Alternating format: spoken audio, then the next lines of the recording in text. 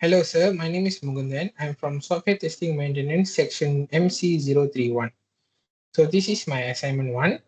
So this is my website I built for it. So now let's test it. So for the website itself, if you enter no username and nothing in your password and click login, it will show please fill in both username and password to get access to the dashboard.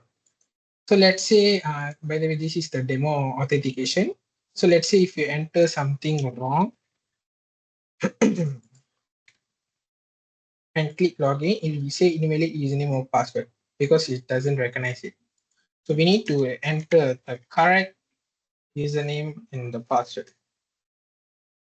And it will say login successful, redirecting. So this is the dashboard. As you can see, this is the welcome message for user. And this is the hardware catalog where all of the product and price quantity you can add to cart and you can see here. So let's see the registration card first. So currently the card is now empty. So let's say if you click confirm on the empty card, you'll say your card is empty. Please add item before confirming.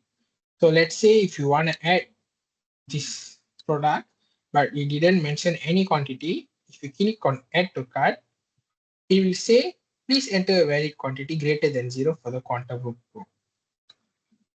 So now we need to enter a quantity, add to cart, and this is the product, the quantity, the price, it's calculated here.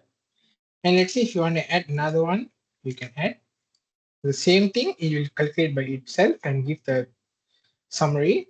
And let's say we add another product to it. As you can see, we already added. Let's add one more, maybe this one. So this is the product quantity price and the total summary. As you click clear, it will clear all and back to 0. Okay. So let's add again.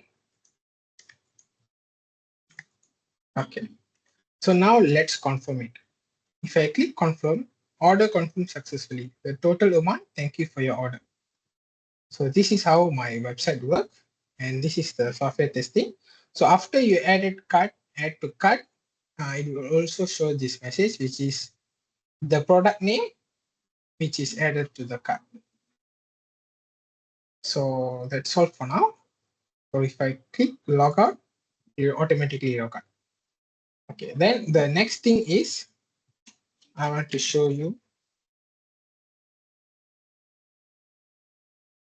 Okay, now let's say this is the user page. So if I click copy, and let's say I go to another browser or something like that, I click paste and enter, it won't show my dashboard because it already recognized it. It will show the login page only. Also, the layout in different browsers also work pretty much same.